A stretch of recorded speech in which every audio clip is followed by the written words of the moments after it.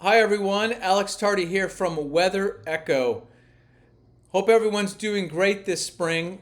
This is the latest update here and outlook all the way through May into early June. So what we're looking at is north winds coming into California and some precipitation potentially for late in the month. We're also going to be looking at cooler than average conditions the rest of May. All right, let's take a look at a few things here. All right, it's most important to look back before you look forward. We always talk about that. Temperatures and precipitation the past 60 days. Okay, it's clearly been warmer than average across all the West. And we've also seen some precipitation, especially in April in central northern California. But most of the West, unfortunately, has been drier than average, as shown on the right-hand side. So the reason why this is important is this affects fire weather conditions, especially in the spring.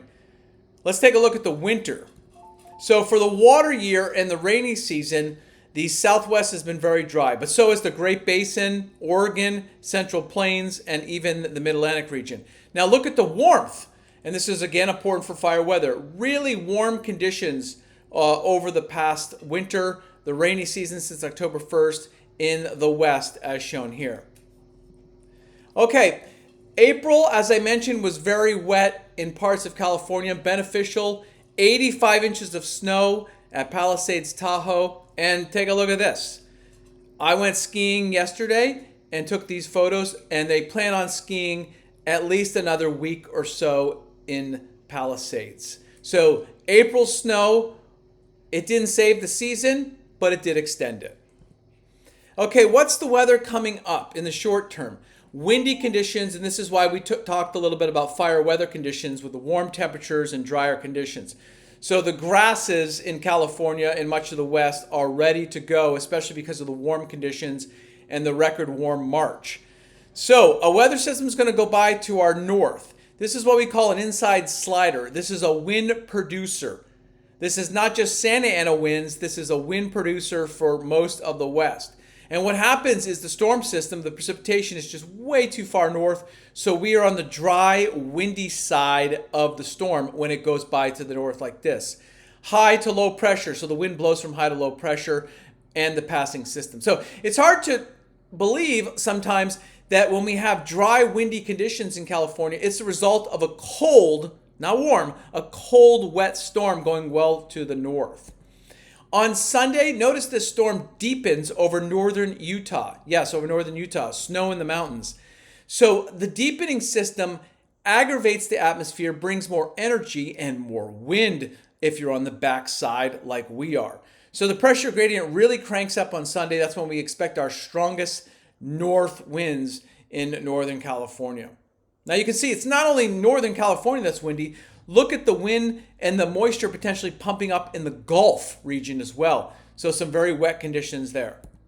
Okay, let's take a close look at the wind conditions. These are sustained winds, so the wind gusts will be stronger. They really start to pick up Saturday morning on the left and continue through Saturday afternoon. And they spread from north to south, because it's a north wind, into the San Joaquin Valley from the Sacramento Valley.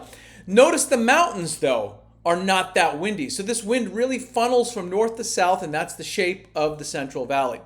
Really strong winds and upwelling over the ocean in the East Pacific as seen in the red. Now on Sunday, because the system is deepening, as I mentioned, deepening over northern Utah and the Great Basin and the Rockies, the wind really picks up. So that's when we expect our most significant winds. These winds are coming from the north. They'll be very dry because we're on the dry side of the storm system, and they will be gusty. So we're looking at wind gusts 40 miles per hour in parts of the valley. Now notice where the Central Valley, where the wind really blows, is typically the west side of the Central Valley, the west side. And also notice on Sunday, we do get winds that pick up behind the storm over the northern Sierra Nevada. So wind extends from the northern Sacramento Valley all the way down to the San Joaquin Valley. And look at those winds still blowing out over the ocean as well. So very windy conditions. These are sustained winds. And again, the strongest winds in the western side of the Sacramento Valley. But all areas will be windy in the Sacramento Valley and the foothills. Okay, what about the outlook going forward? So now that we have a significant wind event, We've had warm temperatures. We've had drying. We had a lot of rain in April. There's a lot of grass. So it's curing out is what we call it. So it's important to look forward into the rest of May and early June. So it looks like the main jet stream stays to our north for a while. But then we see a dip in the jet stream in late May. So maybe some precipitation. As you can see that green right there over California. So there's potential for precipitation in late May. So that's great, even though that won't help the grass that's dried out and cured. Cooler temperatures helps, as shown here, or at least average temperatures as shown for most of the West, shown here. So this is important, having those temperatures not be very warm or above average, and at least having some precipitation in the spring. Okay, talk about precipitation. Look at the country. In the central part of the country, I talked about that moisture and the southerly winds coming up out of the Gulf ahead of those weather systems. Very wet conditions in Texas, in the Central Plains. Even wet conditions in the Pacific Northwest, especially in late May. And we could see some of that getting down into Northern California late May as well. Okay, speaking of very late May and early June, the weather pattern remains with a dip in the jet stream as shown here. So potential some wet conditions lingering late May, early June. Certainly in the South, Texas and the Central Plains, but also in parts of the Northern Rockies and Northern California. And that keeps our temperatures cooler too, because that's the dip in the jet stream. Remember, the jet stream is just a separation of colder air and warmer air, and the gradient that develops between those two different air masses is the wind, or the jet stream and the storm track. So potential for some precipitation, temperatures near average or even a little below average, and then they look like this jet stream relaxes as we get into June and we start getting above average across the West as shown here on the right-hand side. All right, everyone's talking about El Nino. El Nino's causing the weather, but no, it's not causing the weather. El Nino is just developing now. The warming along the Equatorial Pacific Ocean is just occurring now. It's off of South America, and we're actually in overall neutral conditions. So we'll monitor El Nino through the summer. We'll start seeing thunderstorms developing along the equator because of that warmer water, more energy. But we are not in an El Nino right now. Now, the prediction is that we will be as we go through the summer and especially the fall. And it's most important with timing, with our normal jet stream dipping south in the winter, to time the warming along the equator with the winter season. Now remember, I just mentioned jet stream, storm track is a result of colder air to the north, warmer air to the south. Well, El Nino does exactly that. It makes the south, or along the equator in the tropics, warmer, so you can get a more powerful jet stream.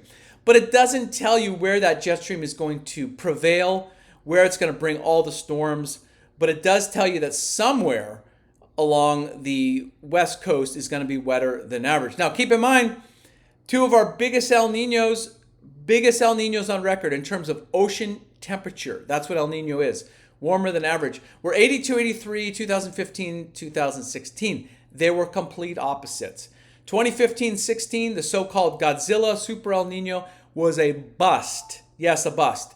It was drier than normal in Southern California and overall average for most of Northern California. 82, 83, a different story. That was a long time ago. Now we're dealing with really warm water conditions outside of El Nino in the Eastern Pacific, the Baja marine heat wave that is ongoing. So it's not the same conditions in the ocean or the atmosphere as what we saw in the early 80s. So there's still a lot of uncertainty, not about El Nino. That's going to form. There's high confidence with that, likely being strong. It's where those storm tracks will set up and prevail. If they go into Seattle like they did in 2015-16, we miss out across much of California. If the jet stream is able to move north and south and kind of wet all areas relatively evenly, we could have very beneficial precipitation. If that jet stream decides to just set up in one part of California or the Pacific Northwest, those areas could be very wet because of the enhanced, stronger storm track. So not necessarily more storms, but a stronger, more energetic storm track, okay? So not more storms, but a storm track, if you're in it, that can be more powerful and persistent. So ideal situation is that it fans the whole West Coast. That's probably not realistic. 2015-16, it stayed put over Seattle, and they had one of their wettest years on record. 82-83, it really focused on central Northern California and much of the Great Basin, where it was very wet. So every El Nino, in terms of the atmosphere and the jet stream, is different. And even where the water warms and how warm it gets is different. But the bottom line is we are likely looking at a strong El Nino in terms of the ocean temperatures along the equator. This can affect other things besides fishing in the Eastern Pacific. It also can result in much longer swells, larger swells, more significant swells, which means higher and greater surf and more beach erosion along the West Coast. So a lot to be determined besides the fact that an El Nino is forming in terms of how much it affects and how it affects our atmospheric conditions. All right, hope you enjoyed this latest update. Thanks for tuning in. You can find more information on our blog by signing up here. We also post on Threads and X regularly, and we do videos on TikTok and YouTube. Check out weatherecho.com. Stay safe, everyone. We are now entering fire weather season, especially with our grasses being cured out. So any windy conditions and or heat waves are critical across much of the West going forward here. Thanks for tuning in, everyone.